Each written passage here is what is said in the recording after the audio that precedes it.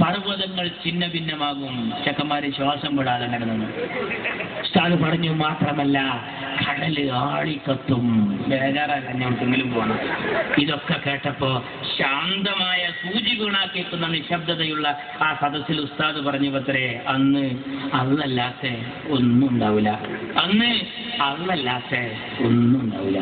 അപ്പൊ പിന്നിലെ വെഞ്ചിന്ന് ഒരു ചെക്കൻ സ്പീഡിൽ വന്നിട്ട് ചോദിക്കാത്തരെ അന്ന് മദ്രസ ഉണ്ടാവുമോ?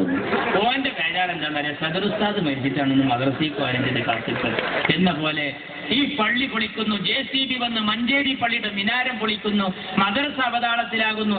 ഈ പ്രതിസന്ധി മുഴുവൻ വരുമ്പോ KT ജലീലും PTA റഹീമും PMA സലാമും TK ഹംസാക്കയും Mappila സഖാക്കളും വന്നിട്ട് പിന്നിലെ വെഞ്ചിന്ന് വന്നിട്ട് ചോദിക്കുക അന്ന് ലീഗ് ഉണ്ടാവുമെന്ന്. പാവം, നിങ്ങൾക്കൊന്നുകിൽ നാണം വേണം, അതല്ലെങ്കിൽ മാനം വേണം. അത് രണ്ടുമില്ലെങ്കിൽ നാണവും മാനവും ഉള്ളവർ കുളിച്ച കുളത്തിൽ പോയി ഒന്ന് മുങ്ങുകയെങ്കിലും വേണം എന്നേ സാന്ദർഭികമായി ഞാൻ പറയുന്നുള്ളൂ. ചുരുക്കുകയാണ്.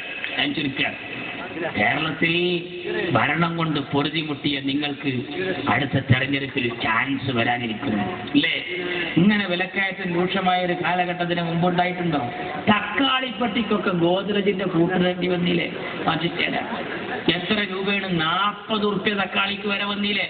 എന്റെ അമ്മനോട് ചോദിച്ചു, മാനേത് കിലോ 10 എന്ന് പറഞ്ഞ് വന്നിരുന്ന സാധനല്ലേ? ഞാൻ അമ്മാനോട് പറഞ്ഞു 2 കിലോ 10 തന്നിട്ട് വന്നിരുന്നു, വാരി കൊടുത്തിരുന്നു. ഈ വിലക്കയറ്റം രൂക്ഷമായ സമയത്ത് ഉമ്മനോട് ചോദിച്ചു, പിന്നെ തക്കാളി ചാറ് വെക്കാൻ എന്താ ചെയ്യാ?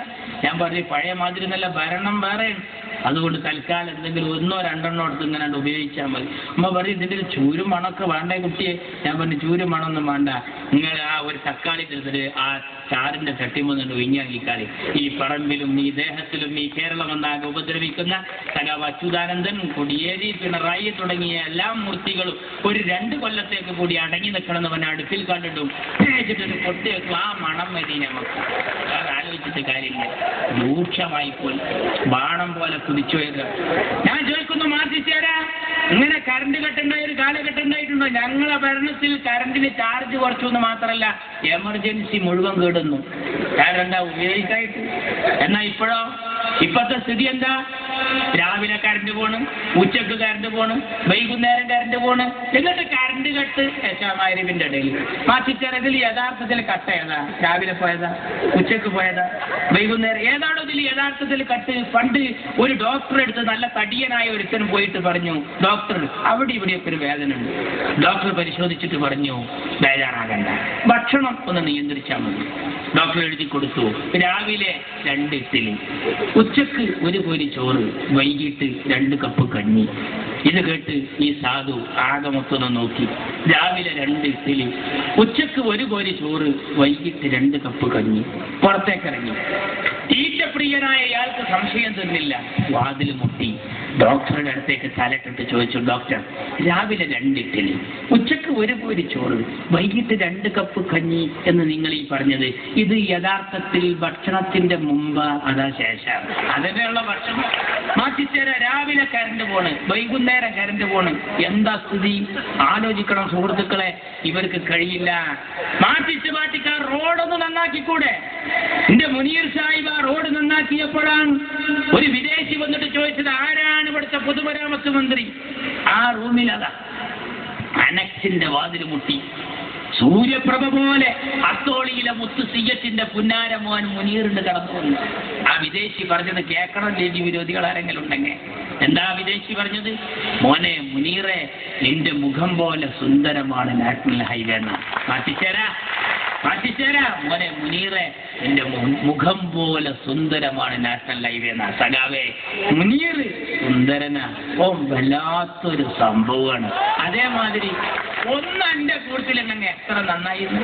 ഇപ്പൊ ഈ മാറ്റിച്ചേരോട് ചോദിച്ചു നോക്കാണ്, എന്താ സഖാവേ റോഡ് നേരാക്കാത്തത്? മഴല്ലേ മഴ. അപ്പൊ സഖാവേ എപ്പോഴും കറണ്ട് കട്ടാണല്ലോ. മഴ വേണ്ടേ മഴ. ഏതാ വിശ്വസിക്കുക മക്കളെ? ഒന്നാലോചിച്ച് നോക്കൂ. ഇങ്ങനത്തെ ഒരു ഭരണം കേരളത്തിൽ ഇതിന് മുമ്പ് വന്നിട്ടുണ്ടോ?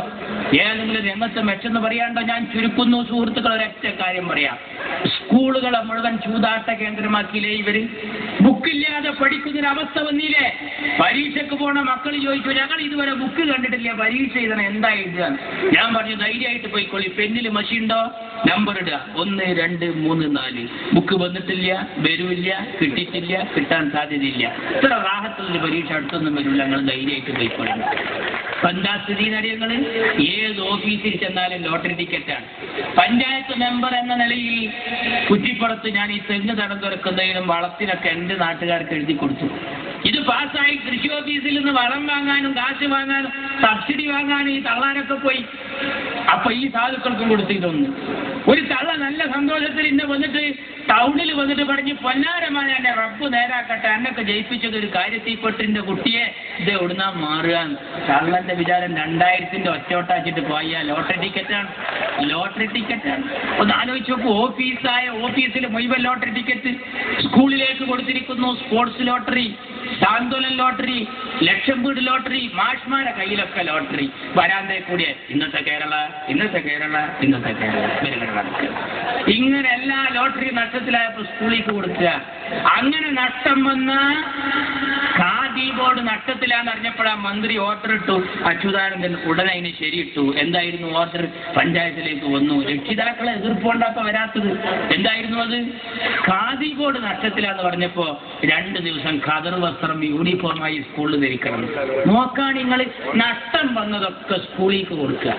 ഇങ്ങനെ പോയാൽ ആ ദിനേശ് പീടി നഷ്ടത്തിലായ എന്താകും സ്ഥിതി? ഹെഡ്മാഷ് പോയി 2 ബണ്ടിൽ വീടി വാങ്ങിക്കൊണ്ടിരുന്നു, സ്കൂളിലാണ് കൊടുക്കും. അങ്ങനെ നമ്മളൊക്കെ സ്കൂളിൻ്റെ അടുത്ത് പോയി നോക്കിയാൽ കാണാം 7 ബിന്നും 8 സിന്നും 9 എഫെന്നൊക്കെ ഒരു പുക ഇങ്ങനെ കൊണ്ട്. എന്താ സംഭവം എന്ന് ചോദിച്ചാൽ, ഈ പീരീഡ് ദിനേശ് പീഡിയ മക്കളെ കുടി പോയിട്ട് 5 വക്തിലും തോരുന്നോളി. Beverage corporation നഷ്ടത്തിലാകാതിരിക്കട്ടെ. അതും കൂടി നഷ്ടത്തിലായ നമ്മളെ മക്കളൊക്കെ കാട്ടായി അടിച്ച് വരുന്ന വരവൊന്ന് ആലോചിച്ച് നോക്കാൻ. ഒരു ഭരണം എന്തിനു പറ്റും? പാടത്തും പറമ്പിലും പാടുപെട്ട് പണിയെടുക്കുന്ന പട്ടിണിപ്പാവങ്ങളെ പല തവണ പലതും പറഞ്ഞ് പറ്റിച്ച പാരമ്പര്യമുള്ള പാർട്ടിയായ ഈ കമ്മ്യൂണിസ്റ്റ് പാർട്ടിയെ ഒരു പാഠം പഠിപ്പിക്കാൻ പാണക്കാട്ട തങ്ങളും പാണ്ടിക്കടവത്ത് കുഞ്ഞാലിക്കുട്ടിയും നയിക്കുന്ന ഈ പടയണിക്കൊപ്പം നിൽക്കുക. അള്ളാഹു അനുഗ്രഹിക്കട്ടെ. അസ്സലാമു അലൈക്കും. ജയ് മുസ്ലിം.